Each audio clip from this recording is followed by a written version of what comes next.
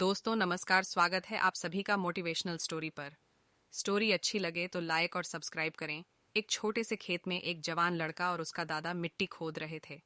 वे मिट्टी को पलट रहे थे, उसकी गांठों को तोड़ रहे थे ताकि मिट्टी उस वर्ष की बुवाई के लिए अच्छे से तैयार हो सके।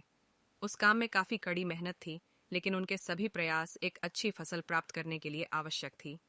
बूढ़ा आदमी अपने 70 की उम्र में भी अच्छी तरह से कड़ी मेहनत कर रहा था। हाँ, थकान से वो काफी हद तक हाँफ रहा था।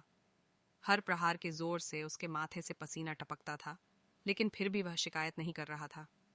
उसका पोता, जो महज 17 साल का था, तंदुरुस्त और ताकतवर, वह मिट्टी को पलटने और गांठों को तोड़ने में लगती मेहनत और ताकत के लिए कोसता।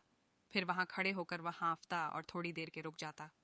थोड़ा आराम करने के बाद एक बार फिर से काम शुरू करने से पहले शिकायत करता।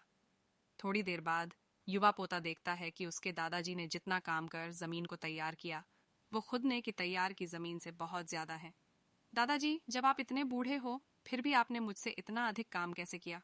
पोता अपने दादा से पूछता है। दादाजी ने उसे जो जवाब दिया, उसकी उसे उम्मीद नहीं थी।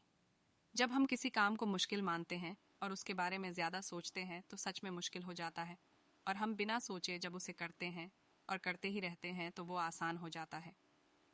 पोता थोड़ा अचंभित हो जाता है, इसीलिए दादाजी अपनी बात जारी रखते हैं। जब हम अपना समय यह सोचने में बिताते हैं कि कोई काम कितना कठिन है और अभी कितना सारा बाकी है, तब हमारा मन बहाने बनाने लगता है। इन सभी चीजों के बारे में सोचना, अपने स्वयं के विचारों के बवंडर में फंसना ही उस काम को हमारे लिए बहुत ज्यादा कठिन बना देता है। इसलिए समझदारी इसी में है कि वास्तविक रूप से पहली बार में शारीरिक कार्य किया जाए। जब आप तय किए काम के बारे में ज्यादा सोचते हैं और अपने दिमाग को नकारात्मक विचारों पर ध्यान केंद्रित करने की अनुमति देते हैं, तो आपकी गति उस काम को करने के लिए अपने आप धीमी होते जाती है।